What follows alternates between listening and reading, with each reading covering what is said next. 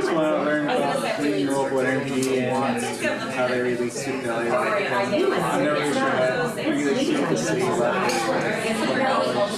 or where near such a path that like the city Yeah, exactly. Like, I'm not at my home because I'm just renting right now, but I would like to know what the city is doing and how I can get involved actually.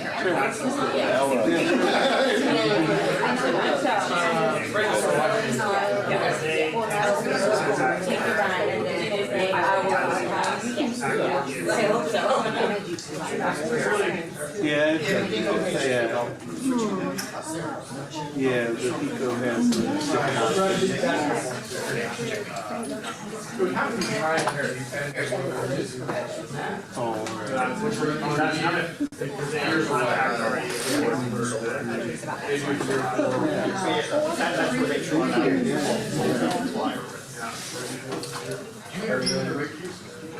I know that I've heard from my colleagues. Tripod.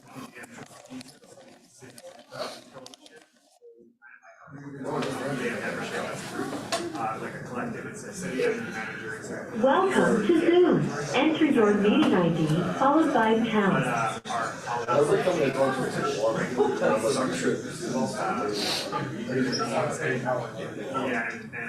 And gets returned like helping with the EV transition, public charging,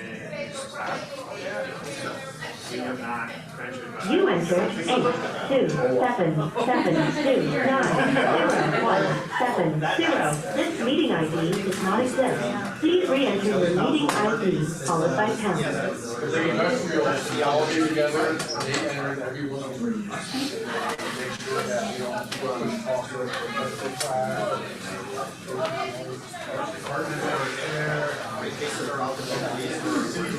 You entered 87291. How you doing? Good. A little thirsty, but Meeting ID does not exist. no head rush. Please re-enter Oh, your meeting ID We followed by got pound. snacks and drinks. I'm like the mayoral forum. feel good enough to walk away.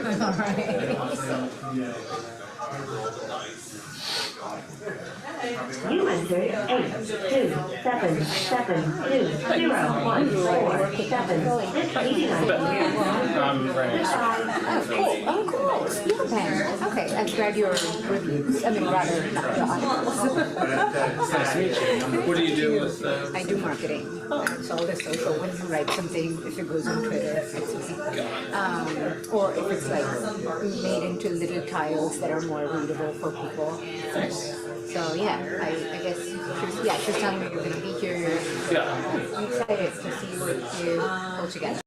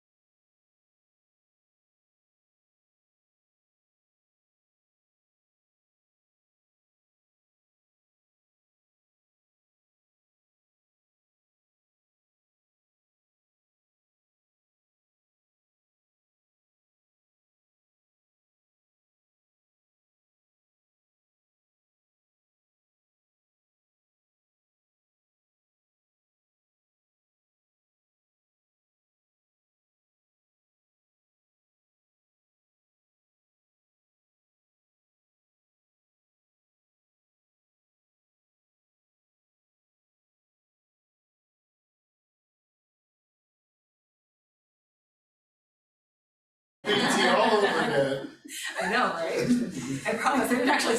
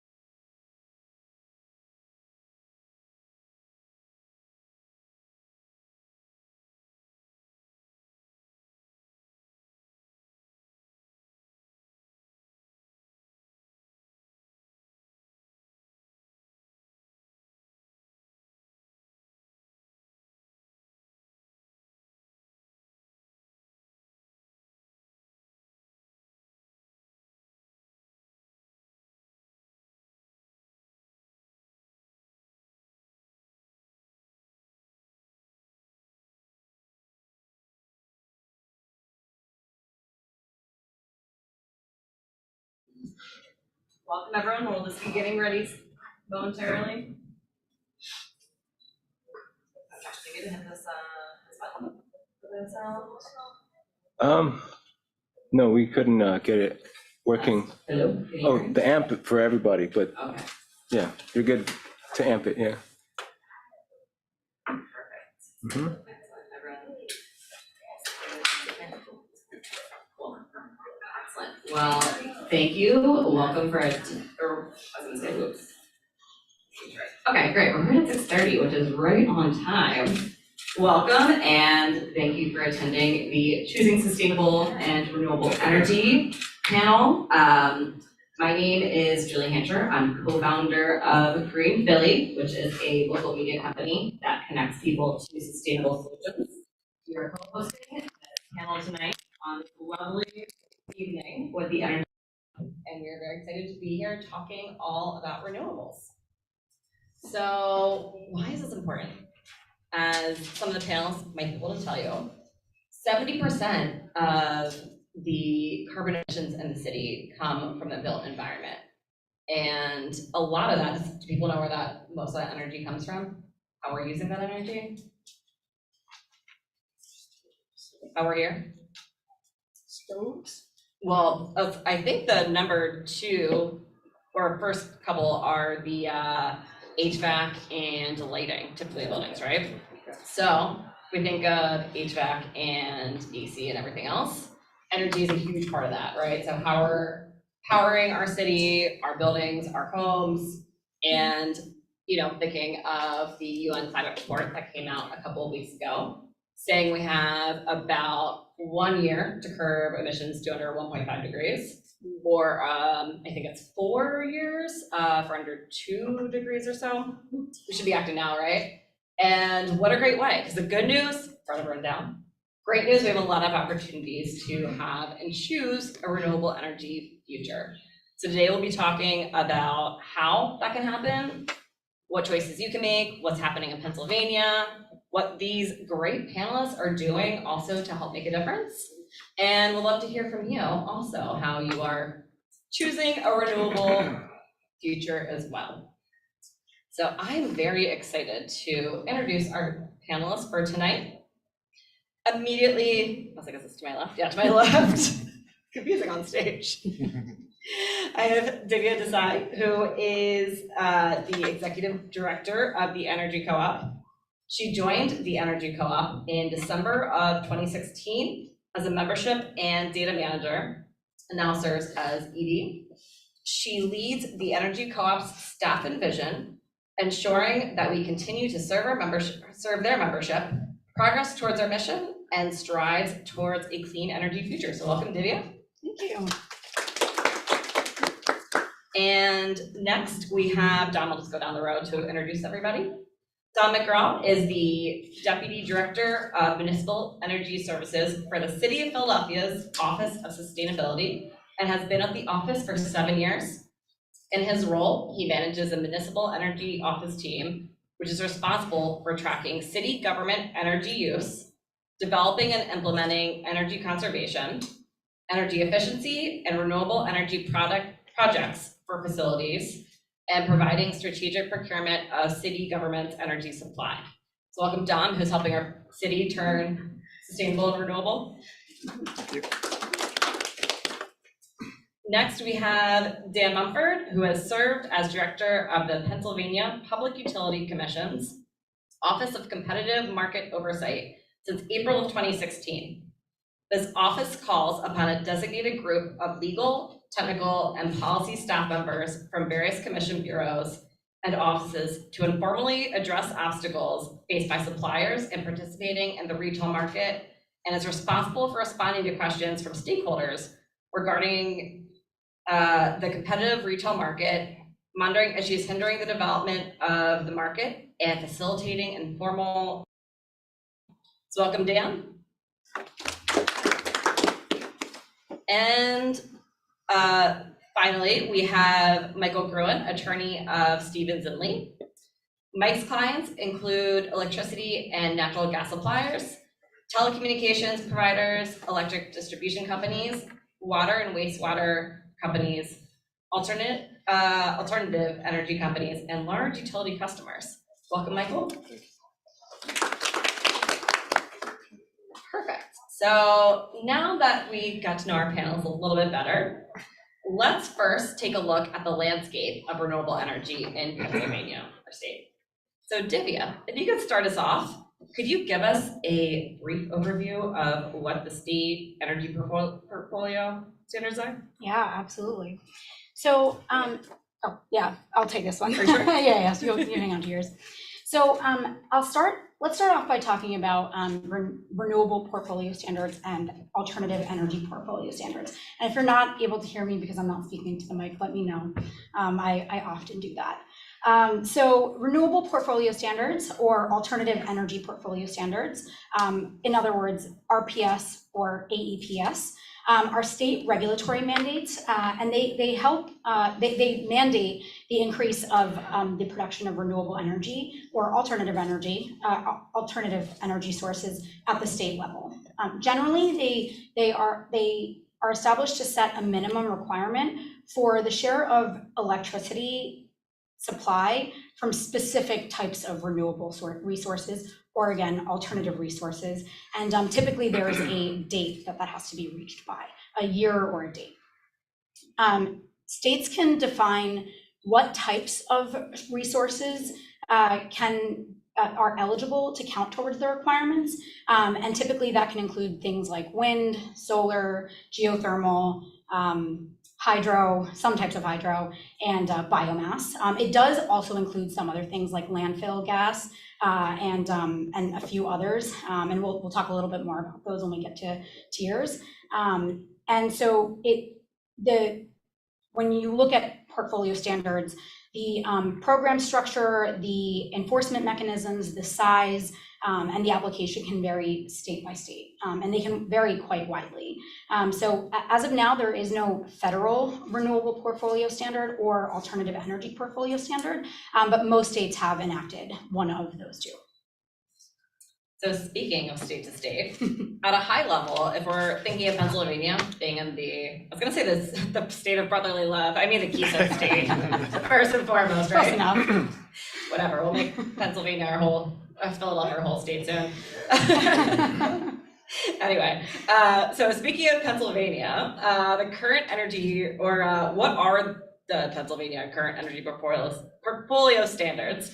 And like, how does that compare to other states? How is that landscape? Or can you tell us more about that? Yeah, absolutely. That's a great question, Julie. So the Pennsylvania Public Utility Commission, Dan, from Dan's World, enacted the AEPS, again, Alternative Energy Portfolio Standard Act, in 2004. It's been revised multiple times since, but ultimately it was designed to encourage the production of more diverse, environmentally friendly energy sources.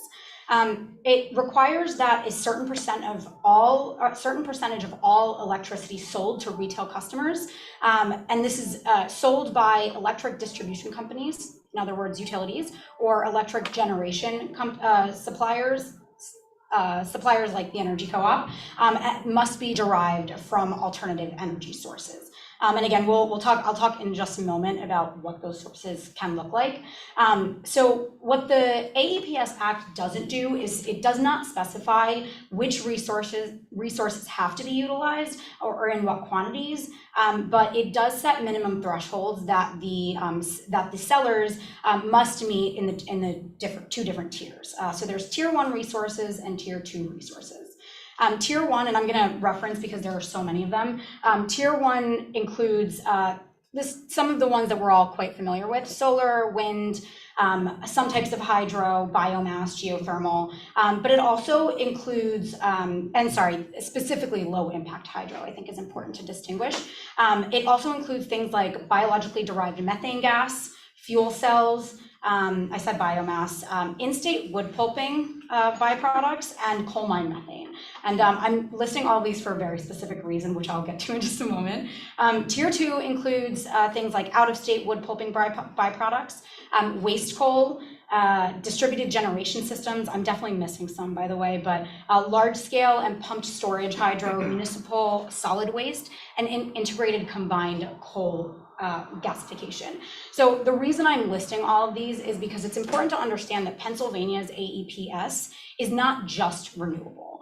That's why there's a distinction between RPS and AEPS, renewable versus alternative energy. And this is really important to distinguish and understand this breakdown, because compared to our neighboring states, to kind of answer your question, Julie, compared to our neighboring states, Pennsylvania's requirements are quite a bit lower.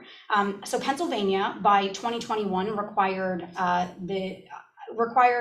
sellers to meet, or I'll say utilities and suppliers to meet 18%. And that 18% is 8% from tier 1 and 10% from tier 2. And we met that goal as a state, or as the state. But what's important to note is that there isn't a future goal set. We have met the goal, and it's going to maintain at 18%. And so if you contrast that with some of our neighboring states, New York, and again, I'm going to reference so I get the numbers right. New York is 70% by 2030. 50%, New Jersey is 50% by 2030. Maryland is 50% by 2030. Delaware is 28% by 2030, and then they have a 40% by 2035. And Connecticut is expecting to reach 44%, or is requiring 44% by 2030. That's a substantial difference from what Pennsylvania is requiring. And so, Julie, you asked why this is important for today's discussion, and for all of you out in the audience. Pennsylvania's requirements are simply not ambitious enough to drive consequential renewable energy production in Pennsylvania, and it's not and will not substantially impact carbon emissions cutting in the state. And so what's important is a more robust alternative energy portfolio standard requirement something like 30% by 2030, which I know Governor Shapiro has talked about, and we hear that phrase in the news a lot. It would do a few things. It would propel the state forward in renewable energy development. It would drive economic progress, create jobs, and ultimately would drive down the cost of renewable energy in the longer term. And so really what this means is that the AEPS has direct implications for Pennsylvania residents' environment and wallets. I hope that's enough. That's very interesting. So it sounds like Shapiro's talked about it, but hasn't made a commitment yet. It's kind of the too long didn't read version at this point. Yeah, so oh yeah, sorry. Told you I forget. So there isn't a commitment or anything specific yet, but there are a lot of conversations in the public to commit to that. And there is work being done in the background. I feel like Dom could probably speak to that a little bit more, maybe, but I don't actually know what is in legislation or what's like in the process of going into legislation at the moment.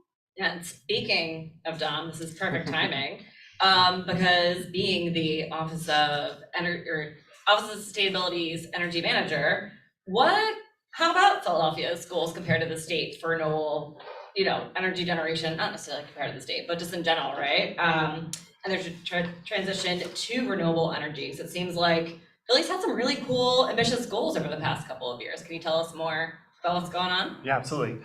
So our goals are really highlighted. So there's two sets of goals, and it's like we have a citywide goal, we'll call it lowercase c, and then there's this city municipality goals, which is capital C. So it's two sets. The big one on the citywide side would be we're trying to be it's a 2050 goal, right? So we are looking at reducing or getting to cleaner greenhouse gas situation by 2050, which is, a lot of that is because we can't control everything. What we can control is within the municipal side.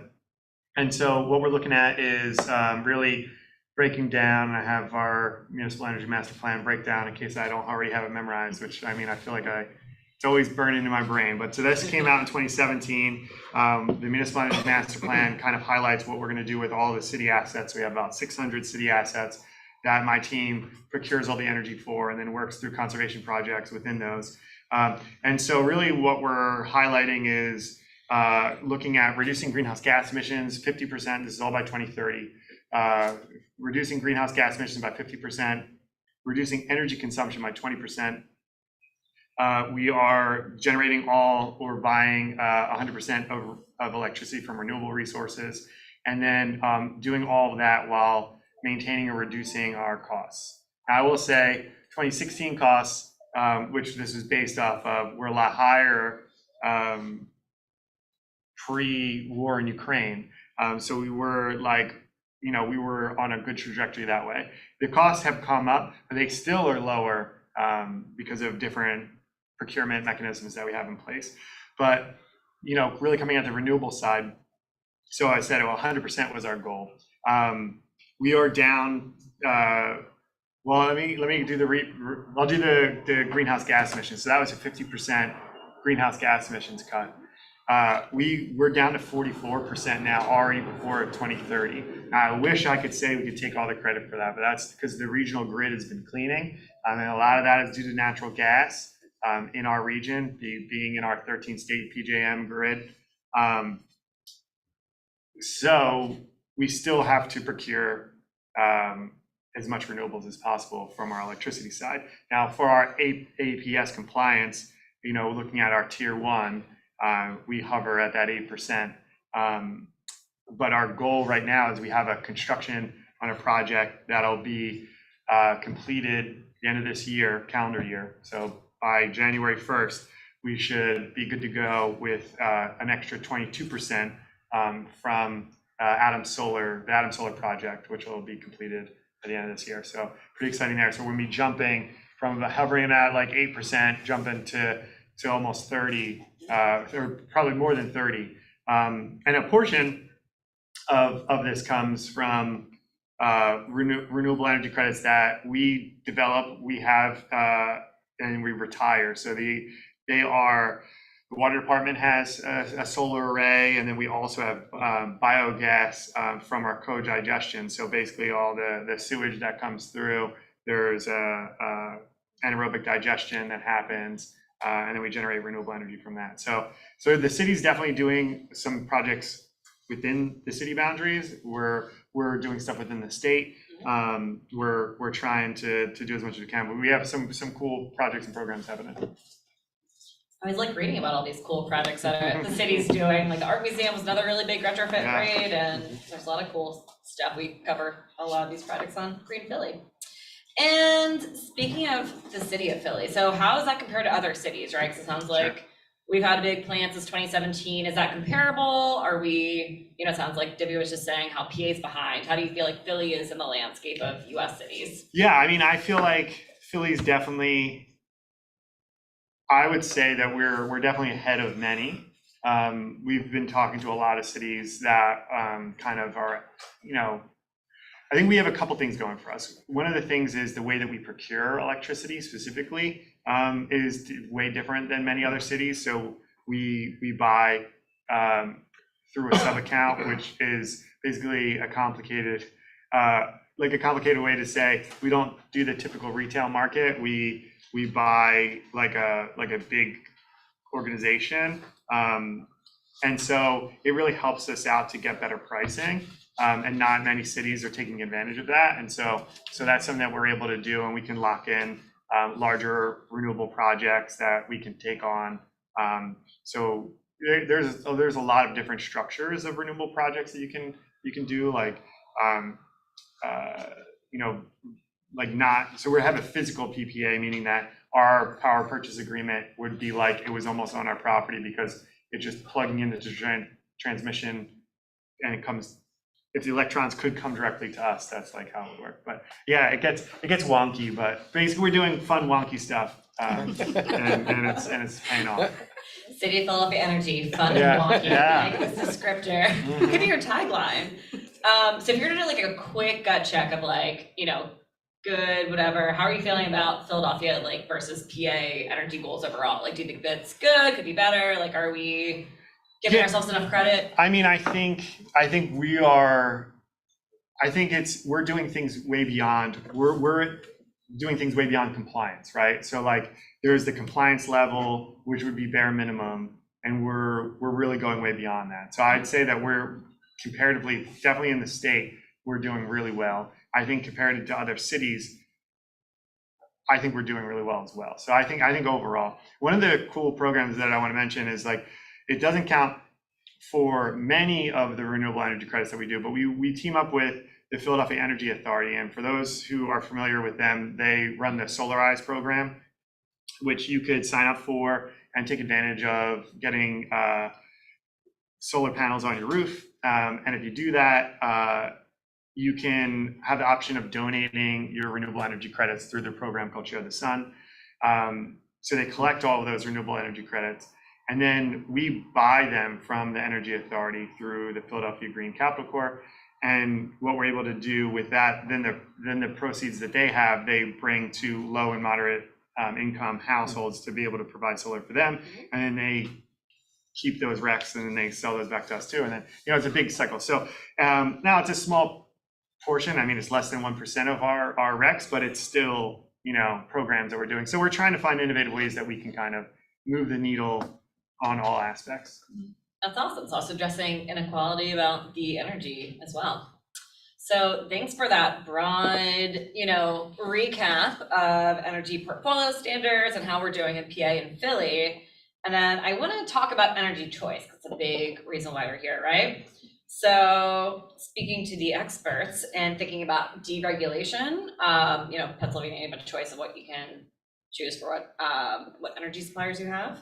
Dan, can you explain what a deregulated energy market is? Sure, but first, just let me warn you, I'm not fun, nor am I wonky. I'm a bureaucrat from Harrisburg. And not to sound too bureaucratic or pedantic, Deregulated is not a term we use to describe our market. Oh, We call it competition, we call it choice, we call it shopping. We do not call it deregulation, and let me explain why. In 1996 is when the General Assembly and the governor passed the Electric Competition Act that opened the industry to competition. Before that time, utilities like PECO were the only ones that built power plants, owned power plants. And basically, they built those plants. PECO built Limerick back in the 80s. They put those plants into rate base, and you, the customers, paid for those plants. No choices, no decisions. You were a captive customer. But in the Competition Act, it was decreed that generation was no longer a natural monopoly, that anyone could go out now and build a power plant and sell power. I could build a power plant, you can build a power plant or a windmill or a solar farm, anyone can. And then try to make money selling it on the market. Now, and the converse of that is also true. PECO now no longer owns power plants. None of our electric utilities in the state own their own power plants anymore. All they do is maintain the wires that deliver that power to you, the customer. And those rates, what PECO charges to do that, still remains fully regulated. So, that's one of the reasons we don't like the deregulation word, because a lot of it is still regulated. Specifically, what PECO can charge you for distributing is regulated like it always has been. In fact, PECO, if someone from PECO was in the room here, and I used the term deregulated, you would see their eyes roll, because there's more regulations on the books today than there were before 1996. For example, you can go on our website and you can see how many power outages PECO has had over the years. Before the Competition Act, we did not have rules about that. That information was not available.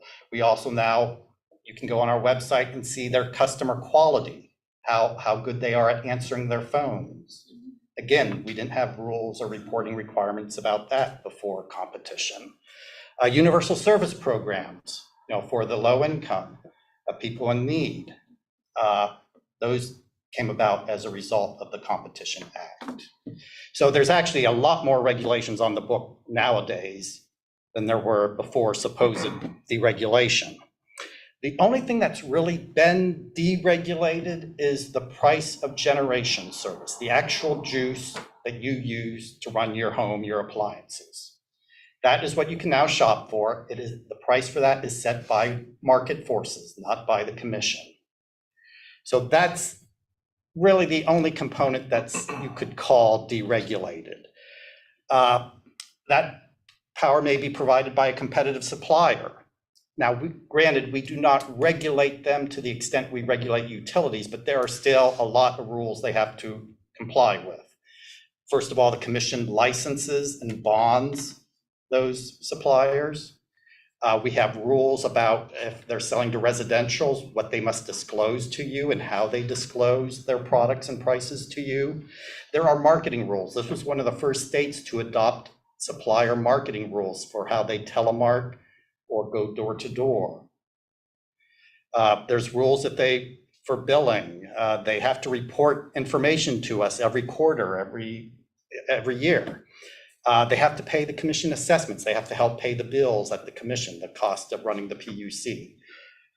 So yeah, those are the reasons we do not call this deregulation.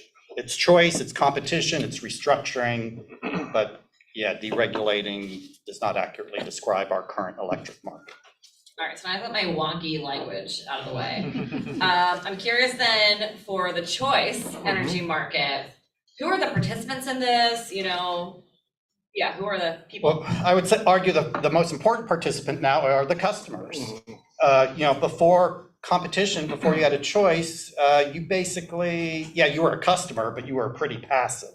You basically just stood there, took what they sold you and paid what they billed you for it. Now, if you want, you can go out and choose who provides you with power. You can now get that from suppliers, competitive suppliers. So they're another important market participant that we didn't have before competition. If you're a large customer like commercial and industrial, we also have what are called brokers and marketers. They kind of act like middlemen. They go out and kind of shop for you. And again, those are big customers. So even tiny differences in price can make a huge difference. So it often behooves a customer like that to get an expert who knows what they're doing to go out and find you the best deal. And then finally, the utilities are still, we have to consider them still a participant because again, they're still maintaining the wires to get that power to you. They're still doing the billing. If you're a residential, even if you go with a competitive supplier, the local utility, PECO, is still billing you for that supplier and collecting from you on behalf of that supplier. So the bill you get still comes from the local utility. The utility also, behind the scenes, they play a lot of roles, such as they're the gatekeeper. When you switch suppliers, it's actually the utility that has to perform that act. So there's a lot of things behind the scenes like that. So I would say, customers number one, but suppliers, brokers, and utilities are the major players. And then is your organization, aka the PA Public Utility Commission, are you the regulator? Are there other regulators out there in PA? Like how's that work? At the retail level, that you're dealing with, retail customers, residentials, whatever. It's the PUC. We license and bond those competitive suppliers. We still regulate the rates of the local utility like PECO. We still have rules about, again, like I mentioned, disclosure, marketing that suppliers have to comply with. But again, we do not regulate the price of the juice, the actual generation you buy. Now, if you're talking big scale, the wholesale energy markets, that's generally overseen in this area by an entity called PJM. They're out in Valley Forge. They're the local power grid. When I say local, I mean from New Jersey to Chicago down to North Carolina. They basically, their number one job is to make sure the lights stay on. They manage the grid, and that's their mission one, is to keep those lights on. But their second mission is also to oversee and operate the wholesale power market. And that market is regulated down in DC by the feds at the Federal Energy Regulatory Commission. Grids are so fascinating too. So now that we got into choice energy markets, no longer wonky language, let's talk about how these markets impact the consumers, right? So Dan and Mike, it seems like your expertise. What do you think choice energy markets mean for Pennsylvania energy consumers? Mike, do you want to take that? I can try that, Dan. Okay, go for it. Well, thank you. And I agree with everything that Dan said. He had some really, really good points. So from a consumer perspective, deregulation or choice gives customers the opportunity to select products and offerings that are the best fit for them. Before choice or deregulation, customers had no opportunity to select products that fit their needs. You had one option from the utility, take it or leave it, and that's it. Now they can choose from a variety of different products, from different suppliers, different lengths of contracts, different mixes of contracts. So there's great opportunity with choice for consumers.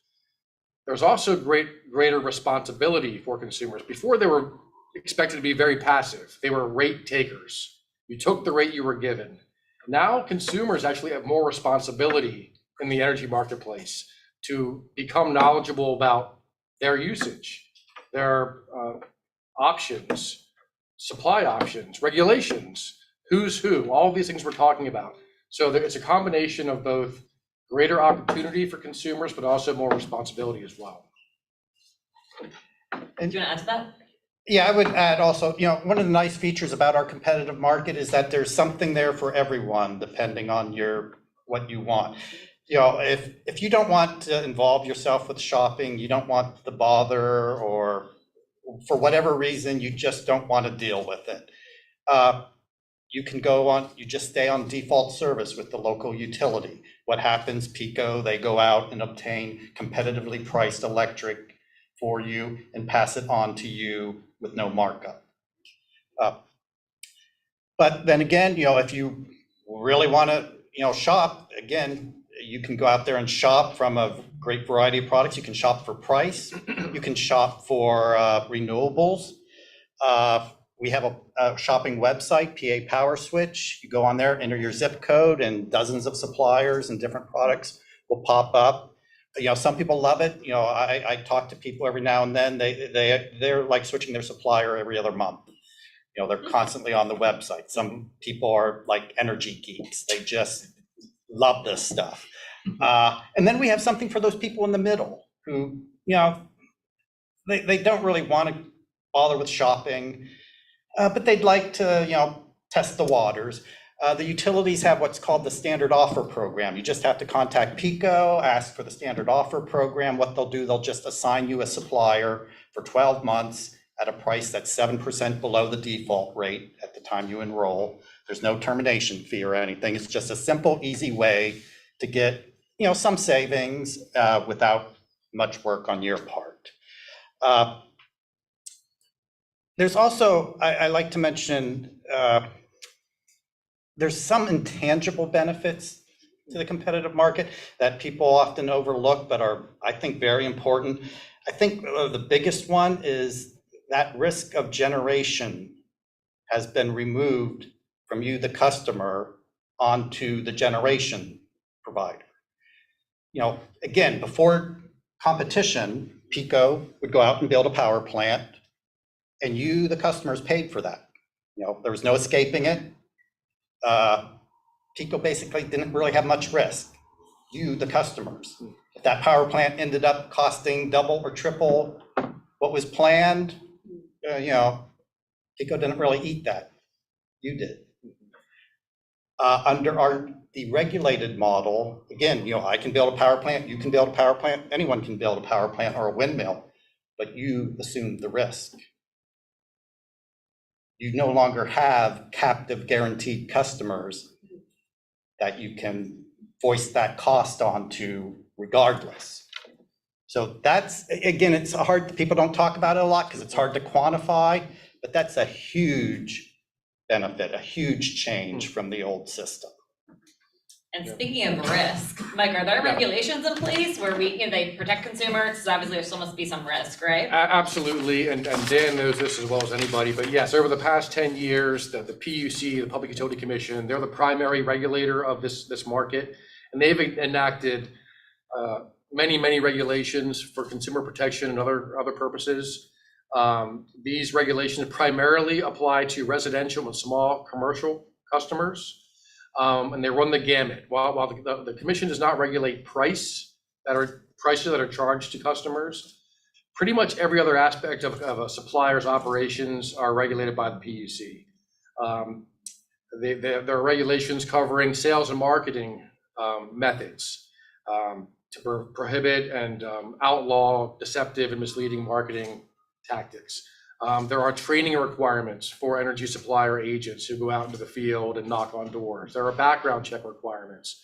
There are requirements about customer contracts, making sure they're plain language, easily understandable, making sure that customers are given clear descriptions of their products and their prices and their fees and all the other aspects of their enrollment. There are regulations requiring a standard form contract summary that must be given to every customer so they know what they're enrolling with. There's requirements that limit the types of products that can be given to customers when a contract expires and they're rolled over to a new contract. For instance, you can't roll a customer over from a fixed rate to another fixed rate and charge them an early termination fee on their next contract. If you roll them over from a fixed contract to a variable price contract, you must give customers notice about price changes going forward. So there's a pretty robust framework of regulations for consumer protection purposes in Pennsylvania. There are still examples of bad situations, bad actors out there, improper sales tactics, improper enrollments. But as an attorney who represents suppliers, I know suppliers spend a lot of time and effort to comply with these regulations, and that all in all, they've had a very positive impact on the customer experience in Pennsylvania. Yeah, I would just add, when you go out shopping, you have to decide what you want. Are you shopping for price? Okay, what kind of price? A fixed price? You can go out and find a product, we'll fix your price for 12 months, 2 years, even like 3 years. That provides nice price certainty for you. Another option is a variable price, where the price could change every month. That can be cheap, but it can also be kind of scary. It's not for everyone. Don't get into a variable unless you know what you're doing. New things that are just coming out, time of use. This is where you pay a different rate depending on what time of day you use the power. Again, you don't see a whole lot of this right now, but it is the thing of the future. Once people have electric vehicles and they want to charge their electric vehicle overnight and maybe want a discounted rate to do that. Our PowerSwitch website, we just created a new section on there for time of use, because again, we think that is the wave of the future. And beyond price, again, there's renewables. 37% of our residentials who shop are buying a renewable product. And that's pretty impressive, because the renewables often aren't the cheapest. I mean, you sometimes have to pay a bit of a premium, but still a good number of customers are willing to do that. And for shopping, again, we have our PA PowerSwitch website, but you see direct mail offers. All the suppliers, most have websites. And yeah, we do see door-to-door sales, telemarketing. I'm sure you've all gotten phone calls. Some things to keep in mind if you do deal with an agent, a telemarketing agent or a door-to-door agent. First and foremost, they should be starting that conversation off right from the beginning, identifying exactly who they are and what they are selling and why they are calling you.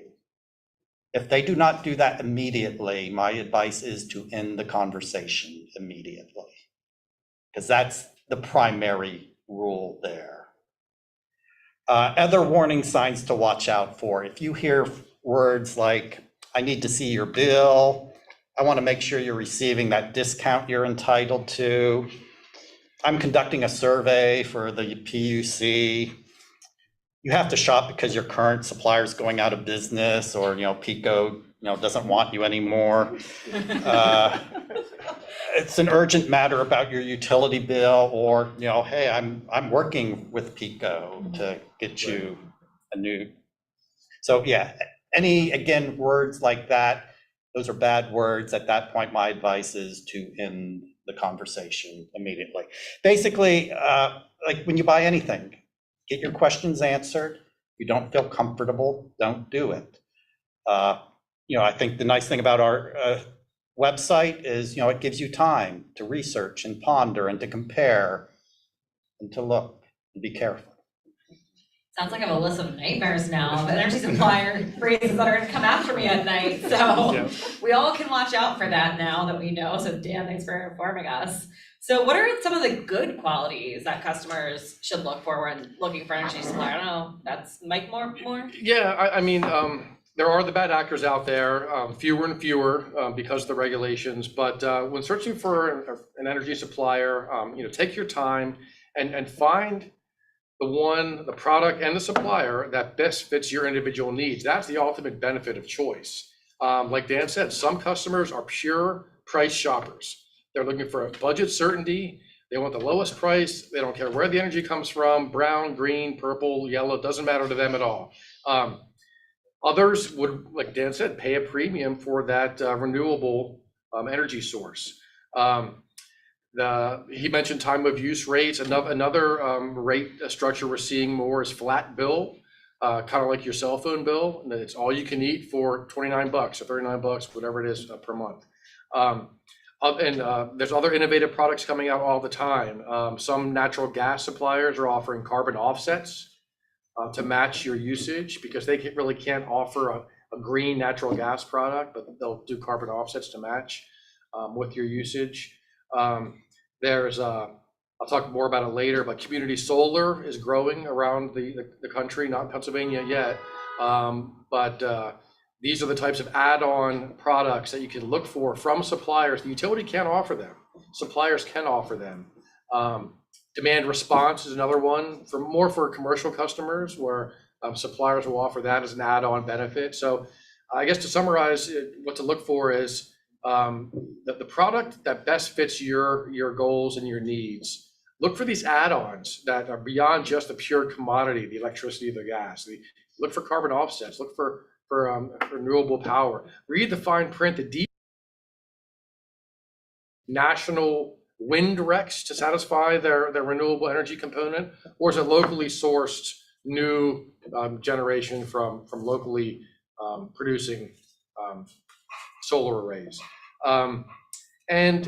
Just use your common sense and due diligence. How does the supplier present itself on its website, in its materials? Is it too good to be true? If it sounds too good to be true, it probably is. So just use your common sense as a consumer to pick up those red flags that something might not be right here. You can, after you select a supplier or zero in on one or two, go to PA Power Switch that Dan mentioned before to make sure they are truly licensed in Pennsylvania and are offering the types of services that they're promoting to you. So we have some hope because it sounds like there's a lot of customers that are choosing renewable energy. It sounds like we have a lot of customer choice, which is talked about. Not the deregulation word I won't ever bring up again throughout this conversation. But let's still think or want to talk more about how consumers, people in this room, whether it's for their home or business, really can further renewable energy and also why that matters, right? So talking about supplier choice, Divya, I'd love to hear from you how Pennsylvania home or businesses can switch their energy supplier. Yeah, absolutely. Thank you. I have a reminder right next to me. So I think what's important is to quickly review the key components of energy service before we talk about switching. So utility bills typically have two main energy components, distribution and supply. Distribution charges, and those can be broken down a little bit further, but distribution charges pertain to the infrastructure required to get electricity or natural gas to consumers. The supply charges pertain to the actual energy itself, and those supply charges specifically pertain to that. Only utilities can provide distribution services. This is important, calling back to what Dan said, distribution is highly regulated and only utilities can provide distribution services. But as Dan and Mike also referenced, utilities are also the default service provider for supply, for the supply portion of your bill. In a choice market like Pennsylvania, I remember to use choice, not deregulated, consumers, again, can choose electricity or natural gas suppliers. And this is a really important part of how we transition. So switching your electricity or natural gas, and I'm referencing both, a lot of what we talk about in a choice market is typically geared towards electricity, but in a choice market, you can switch your electricity or natural gas supplier, and it's pretty simple in a lot of ways. So as long as you have a utility account, you find a supplier, you sign up, and then your utility bill will actually reflect the selected supplier for your supply charges in place of the utility, where they would normally have been your default supplier. And just to plug again, so if you need help searching for a supplier, you can check out the Pennsylvania Public Utility Commission's official electricity and natural gas shopping websites. Those are papowerswitch.com and pagasswitch.com. You can find licensed retailers on both of those websites. They can help you just search for suppliers that fit your needs, as both Dan and Mike said, and not to plug the whole thing specifically, but or this whole panel specifically, but if you're looking for renewables, search for renewable suppliers that offer renewable alternatives to your energy needs. When you're on the website, you can specify the percentage. You can, I think you can specify more than just the percentage, but then there are different ways to designate what kind of renewable energy you're looking for. And that search can happen for residences and businesses, small commercial for the most part. I don't believe there's an option for industrial to search, is that right? For industrials, we just have a list of suppliers and their phone numbers, not the actual offers. They have to Yeah. do the work Yeah, themselves. basically, yeah, the industrials, well, that's why they hire brokers, marketers to do that. Yeah, absolutely. It's a much more complex model at the industrial level, but so that's really, when we're talking about choice, that's how you can really switch. And you talked a lot at the beginning about Pennsylvania, being behind, I think it was like 30% of the overall, sorry, I can't remember the exact number you said earlier, of the renewables versus like what they have, or the requirement is, Yeah, Pennsylvania, it's 18%. but 18%. So 18%. considering that 18%, so what does that mean when customers can choose renewables, right? Like is that affecting Pennsylvania's numbers or? Yeah, that's a great question. So, there's a difference at the state level between what's required and what's happening on the generation front. I'll talk a little bit about what it means, but before I get there, it's important to know that even though the requirement is 18%, there is progress. But the fact is that Pennsylvania is behind. We're currently, Pennsylvania's, at the state level, our generation is 3% renewable, and that's quite low. I think we're ranked 45th in the country for renewable energy generation. And when you break that 3% down, it's about 1% wind, about 1% hydro, and less than 0.5% solar. And that's shocking. So we have a lot of work to do. And so to kind of loop back to choice and what this means for Pennsylvania, it means that consumers have the power to demand renewable energy. And that's really, really important. We as consumers can vote at the polls, and we can also vote with our dollars. Choosing a renewable energy supplier signals to the market that there is demand. And the AEPS, to kind of talk about or refer to what you said, the AEPS only requires suppliers to provide 18%, but if there's demand for renewable energy through supply choice, it'll prompt suppliers to make those offerings. And that's really important because that ultimately drives increased generation and investment in renewables. This is great because consumers have a lot of power then, right? Especially people in this room, and you can tell all your friends to go to PA Power Switch. It's going to be we're gonna have so many new renewable customers, right? Yeah, absolutely. So speaking of renewables, so how could consumers tell if the supplier is offering actual renewable energy? Because I see some things on, some of these maybe shady or questionable practices of suppliers, and it's like, are they actual renewable? How do you know? Is that, Dan, would you be able to help explain that? Yeah, first of all, just to clarify, whoever you buy your electric from, whether it's from a competitive supplier or from default service from PECO, they have to comply with the Alternative Energy Portfolio Standards Act, which means, they'll have that 18%, regardless of who you buy from, they have to have that 18%. Now, a lot of people want more than the 18%, so that's when you go shopping. And like you go on our PA Power Switch website, you can filter and look strictly at the renewables if you want. In fact, we are revamping the website here in a couple months to put right up front when you log in, what are you interested in? And if it's renewables, you just get directed to the renewables. That's great. Also, something when I talk to people about renewable energy, I sometimes have to explain. Some people get a little confused. They think I'm buying renewable wind power from a supplier, that means electric from a windmill up in Schuylkill County is finding its way into my house. It doesn't work that way. Electrons are electrons, regardless of how they're produced. You can't brand them and send them in the pipeline to arrive at your house. It doesn't work that way. But you'd be, a lot of people are under that misimpression. So what happens, though, if you do buy from a renewable supplier, you are supporting renewable generation, because what usually that supplier is doing, they're buying what are called renewable energy credits. renewable energy credits come from PJM, that the grid organization I talked about earlier out in Valley Forge. One of their other functions is they operate what's called GATS, the Generation Attribute Tracking System.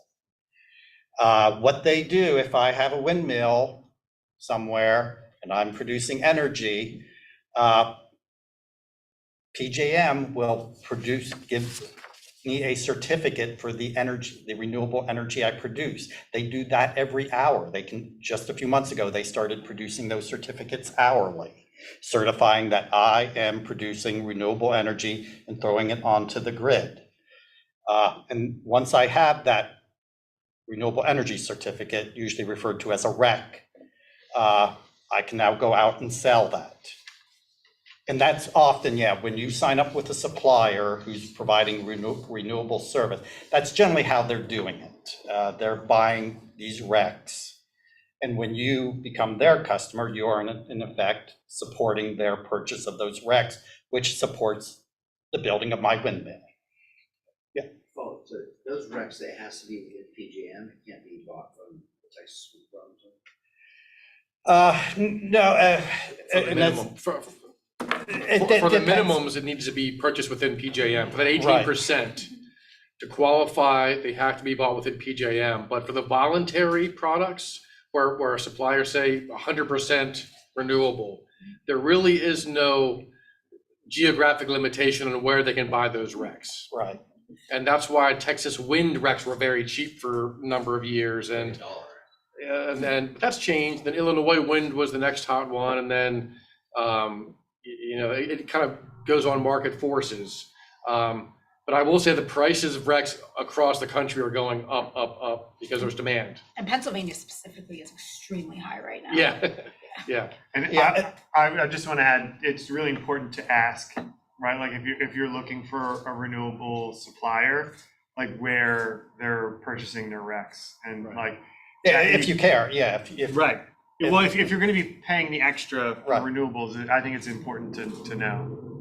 Right. Yeah, some people don't care, but some people, they want to support local, or at least within PJM. So that's something you can ask your supplier. Under our regulations, they are supposed to have information available to you upon request about their generation sources and attributes. And like anything else when shopping, if you're not happy with their answer, move on and find someone who gives you the answer you want. Speaking of suppliers, Debbie, do you want to share where the energy co-ops suppliers or the energy comes from? Sure, absolutely. With the microphone? With the microphone. I will never remember today. It's just how it's going to go. So the energy co-op supplies two different products. One is a national product, and one is a Pennsylvania product. And I'll talk about the breakdown in the way that Mike talked about it. So both of our products are 100% renewable. They're 99% wind, 1% solar. And so we are obviously meeting the 18% AEPS minimum. But the rest of it, the other 92% is voluntary. And so we, for a national product, we're purchasing throughout the country. And for our Pennsylvania product, we're specifically only buying Pennsylvania wind and solar. And so those are, we offer kind of the disconnection, or sorry, not the disconnect, we offer the distinction in product because, and this has been true for a while, but Pennsylvania RECs, procuring Pennsylvania RECs is just more expensive. And a lot of that has to do with the amount of renewable energy generation happening in the state. And that makes national just more affordable. And so it's a more affordable 100% renewable product. Unfortunately, the reality of the situation is Pennsylvania RECs are even more expensive, but this is the reality of market forces, and that's part of the choice market. And so hopefully, again, as we try to increase renewables in the state, both on the generation front and just the requirements potentially driving the generation and the investment, we will see prices come down, or at least that's the hope. Yeah, I was gonna say, just thinking too of, so funny irony, my grandfather was a coal miner in Western Pennsylvania. That's like part of my family backstory. And just thinking of, I say that as like a sustainability person, right? But like, the background of PA is so natural gas driven and everything else, there's obviously probably some conflicting interest there, I'm assuming. So speaking of, I want to make sure we get a couple of customer couple of attendee questions if people have them. But speaking of, bad actors, what would a customer do if, they think they have been scammed or there's some of these shady products that are practices that are keeping up at night? What do you think, Mike? Yeah, so I mean, most of the bad actions we've seen come for unauthorized enrollments, slamming, someone signs you up without your authorization, or pressures you into signing something you don't want to sign, and things of that nature. The deceptive practices about surrounding renewable energy, that's less of a problem in the marketplace. It's still a problem, but it's less of a problem. Most of the enforcement has been on these slams, unauthorized enrollments, deceptive sales practices. Two things, pretty simple. If you think you've been the victim of an unauthorized enrollment, I would say, Dan might disagree, but call the supplier who did the enrollment first. Their number's on your bill. You would have received a notice in the mail from the utility identifying them. Call them first. It could have been an honest mistake, improper input of a digit or an account number, something like that.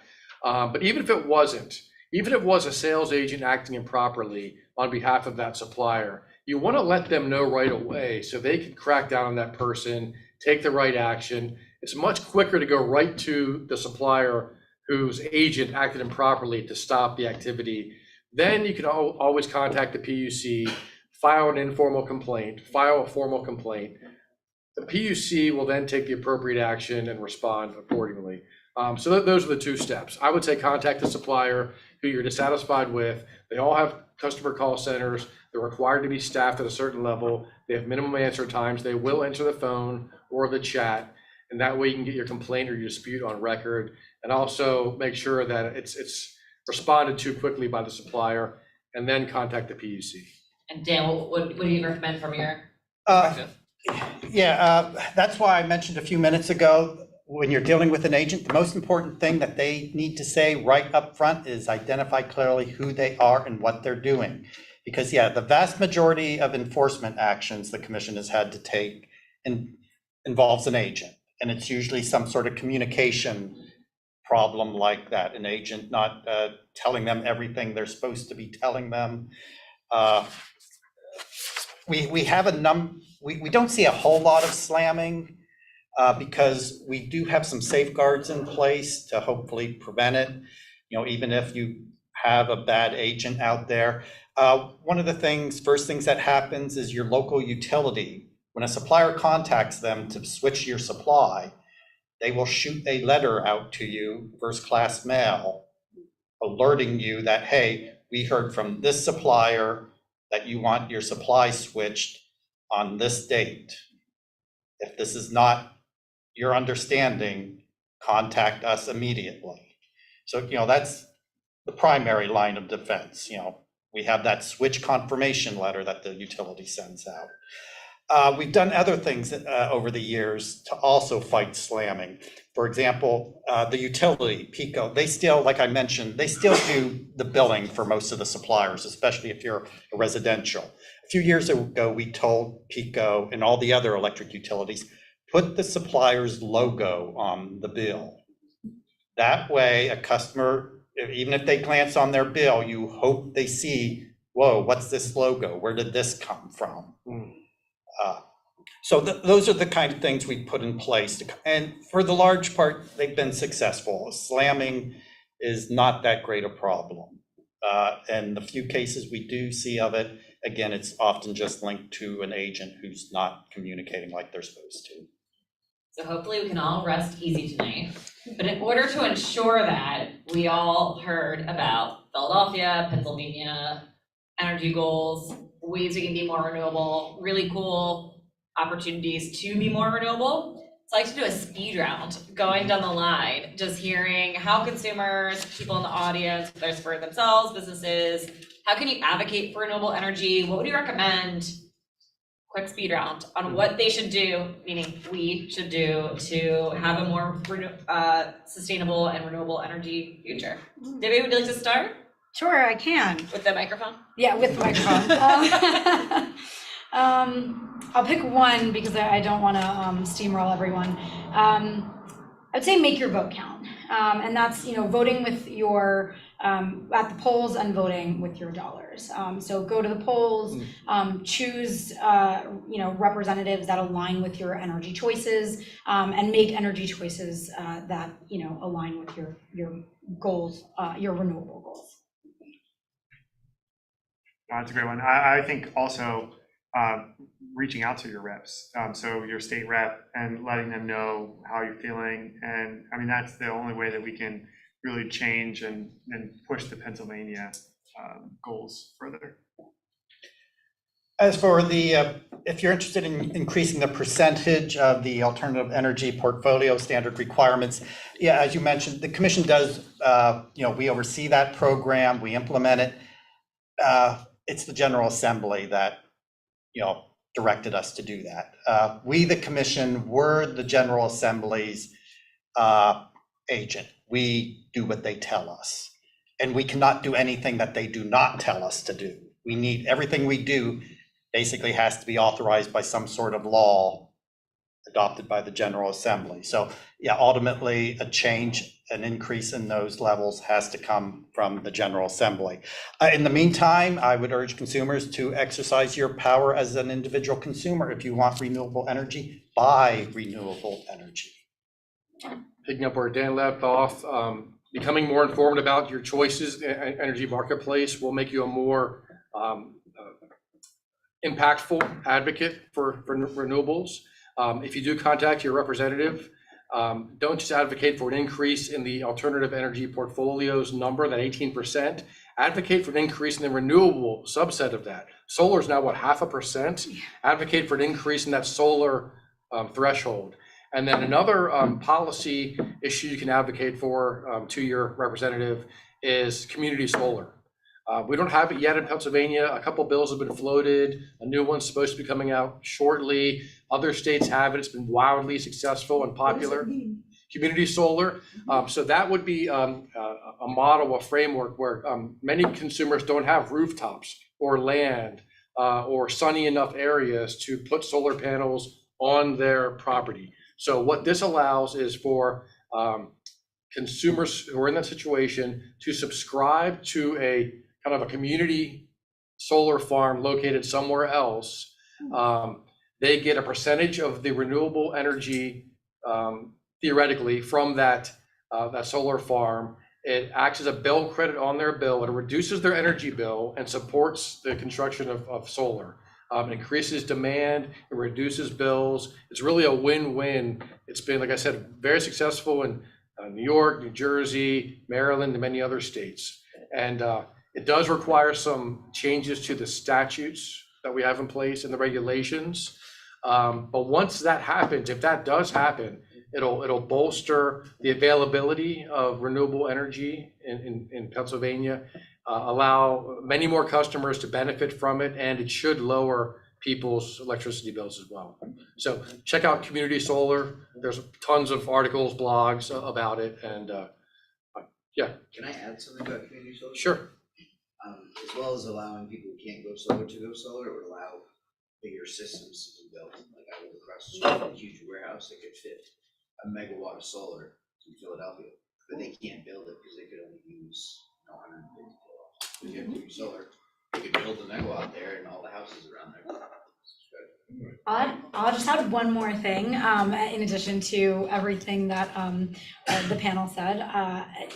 Support organizations that support renewable energy. There are so many incredible organizations in the city alone. I'm sure, Dom, you know so many of them, but there are so many organizations doing really incredible work around renewable energy and also sustainability. Julie, you probably know every single one in the city, and there are even more in the state of Pennsylvania. So support organizations that are doing that incredible work, because they're the ones that are really advocating at the organizational level to push renewable energy in Pennsylvania. Great, do we have audience questions? Would you like to use the microphone? Oh, okay. This is for Dan. Does the PUC recognize a difference between RECs that are producing additionality and ones don't. Because from my point of view, and all my friends, we're not interested in just, quote, buying renewable energy. We're trying to displace fossil fuel energy. And those things, those wind wrecks from Texas, they don't do that. So do you have a way of distinguishing places that offer renewable, so-called renewable energy, that get you additionality or don't? Because to me, if we don't know that, we can't make an intelligent choice. Yeah, from those competitive suppliers, if you want to buy renewable from competitive suppliers, yeah, we have no authority really to tell them where they can or cannot get their RECs or their power I'm from. not saying But- that you tell them where, but you can tell us But, whether they're doing it or well- not doing it. well, the suppliers should be telling you. You as a customer, if that's what you're interested in, you should be asking your supplier of choice that question. And if their answer is not to your satisfaction, then you move on. The thing is, That- it isn't just a question of location. It's a question, additionality is a concept, and they either can meet it or they can't. But I don't see anybody telling us that they're meeting it. Additionality is a very hard concept on the mass market level. I know some of the, large corporations, Google, et cetera, are only going to enter into PPAs for additional RECs, new generation, but no one's really cracked the code yet on how to do additionality for mass market REC purchases like that. And so what I'd add to that is so a really good example of additionality would be Pennsylvania State. Their is it GSA? What is their- GSA. Yeah, so Pennsylvania GSA. So Pennsylvania's General Services Group, their administration team, they manage the utilities for all of the city-owned buildings throughout. Now they're not a terrible lot, but plenty. And they put in their supply requirements that they split their buildings in half. So 50% of them went for 100% renewables that had to be built in Pennsylvania that were all new. And they specified that in their contract language. So I guess it's really hard on the residential end, but can we push government entities, right, to do that kind of thing, similar to the city, right? Can we be asking, the next administration coming in, what are their goals as far as what that looks like? And then I'd say,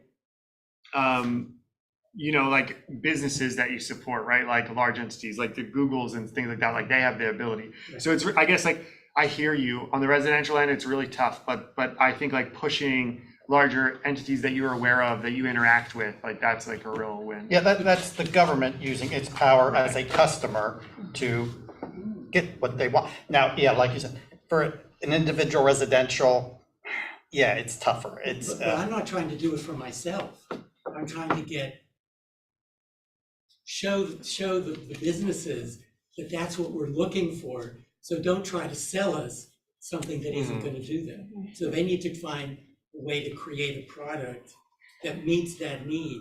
Because right now, it's just an undifferentiated renewable, and most of it is not meeting that need. So I feel like it's a waste. And the only way to know is if you call them and ask.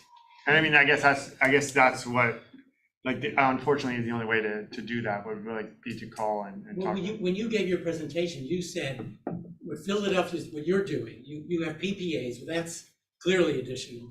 But you said you were careful about how you choose your RECs. Okay, so what are the things you look for in your RECs that we could look for in the same way? I mean, I think that gets tough because you're not going out to the market and buying RECs yourself, right? You're relying on the supplier that you're interacting with to buy said RECs. Right. So I mean, it's a bit different because we control because we're buying directly the RECs to meet our supply demand, just because we're a bigger entity, how we're procuring. So I hear you. I think it would be more for example, if you lived in an apartment complex or you were part of a homeowners association, those are opportunities where you could kind of try and aggregate a little bit bigger, and then maybe you have that. And what would we ask for? We could say additionality, but what specific Yeah, like where are the recs coming from? Like what, like give us information about the projects that these recs came from. I mean, they have the information on the certificate. And also the vintage, so that the year Yeah, it of has to be the rec recent. matters. Yeah. Yeah, it has to Right. be Yeah. within the last 2 years. Yeah, the rec includes, the generator location, Yes. their emissions output of the generation source, the fuel source of the generator, and like you said, the vintage or date of that. So that information's there. This is admittedly, especially when it comes to residentials, where our regulations are probably outdated, and we're gonna be looking at those soon because the rule I mentioned that, suppliers have to be able to provide you information about their generation sources. We wrote that back in like 1997, before there were recs. I think there were 3 windmills in the state out in Somerset County. We were just trying to look ahead, trying to envision the renewable world. So, yeah, our regulations are admittedly need to be refreshed, and we are moving in that direction here before too much longer. But community solar is a framework to address that additionality. Right, And absolutely. so, I think we have time for one more, sorry. For one oh, more. sorry. That's perfect, because from what he was saying, how many factories do you drive past that are ancient and have roofs that Oh, yeah. could do solar? Yeah, Or warehouses. warehouses, yeah. Or Eagle stadiums. So never mind, don't get into that. Anyway, could go off on a tangent for a second. We have one question from the Zoom, because we have live streamers at home. Quick, if someone can answer this, can someone speak to how our solar energy customers should go about selling their RECs? Is this someone have this expertise on here?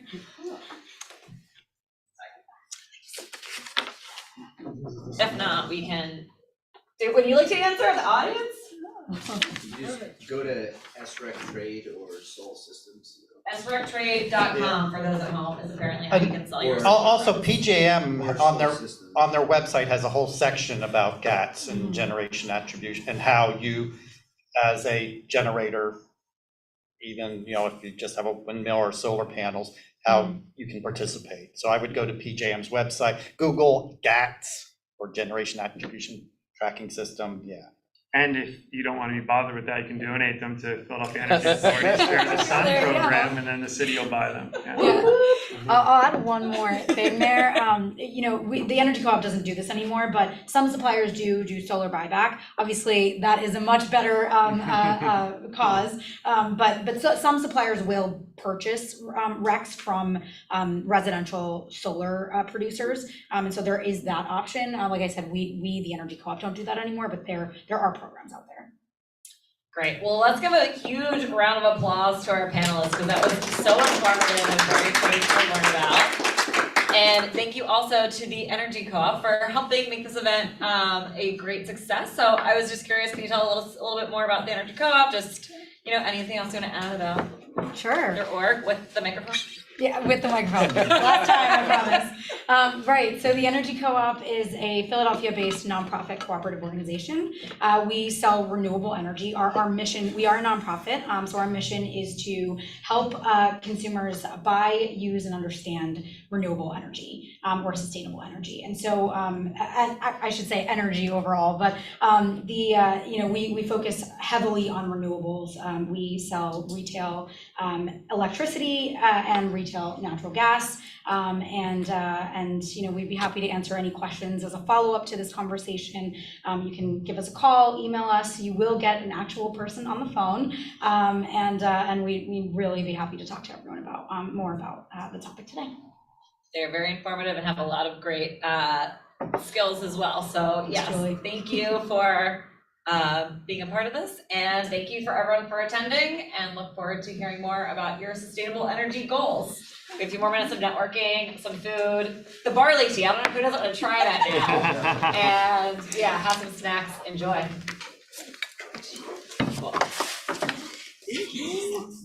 When you first said so much that you had the PPA and then you had these selected RECs, like what are the RECs that you think are going to do something? I wanted Related to the in this Philly, area? yeah, in the Philly region. Exactly. Is that just for